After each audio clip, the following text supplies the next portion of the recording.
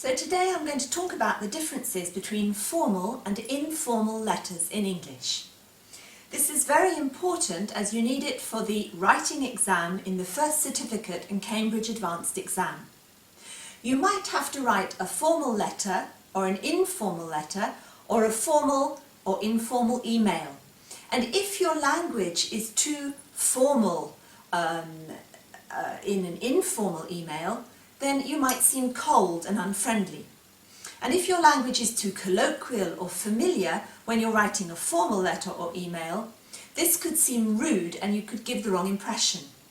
So we're going to look at the different forms of vocabulary, the different structures that are associated with formal and informal English, and we're going to go through a letter from the beginning to the middle to the end so that you can see some of the conventions in letter writing. So we'll start with the beginning. The beginning of a formal letter or email, dear sir or madam, or the person's name, their family name, dear Mr. Greenfield. If it's an informal letter, obviously you use first names, dear Susan or hi Susan, okay? You begin very often a formal letter or email with your reason for writing. For example, I am writing with reference to your job advertisement. I would like to apply for the job of secretary, something like that.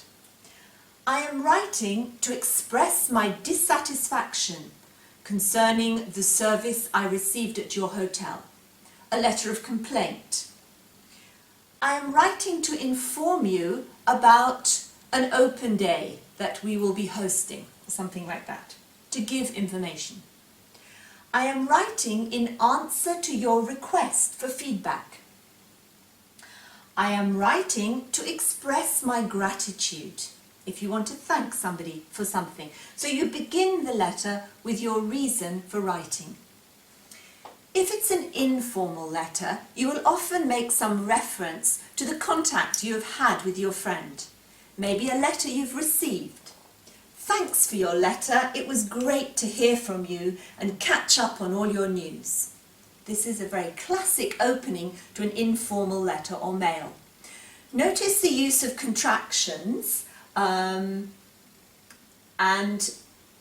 phrasal verbs, catch up on all your news. Just thought I'd drop you a line instead of I would. Drop you a line is a colloquial expression, as we haven't been in touch for ages. Again, a phrasal verb with an exclamation mark. You can use exclamation marks to show enthusiasm or surprise as much as you like in an informal letter. You'll never guess what. This is when you're going to give a piece of interesting or surprising information to your friend. I'm so happy to hear that you're getting on well with your new boss. Okay, often a remark about how you feel concerning something that's happening in your friend's life is appropriate at the beginning of the letter.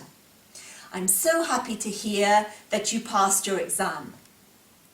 Well done for passing your driving test. I knew you could do it, with 2 exclamation marks. Or, fancy your sister getting married, hyphen, great news.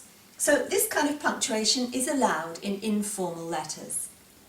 You must be delighted. This is a useful use of the modal verb must when you want to empathise with the person's feeling. You must be so excited about your trip to England. You must be delighted about getting the job. You must be delighted about your sister's wedding. You must be disappointed that you didn't get the job. Better luck next time. So this is a useful way of showing empathy with a friend's emotions. So that's the beginning of 2 very different letters. Informing what you are going to be doing in the letter, and here reacting to the contact that you have with your friend.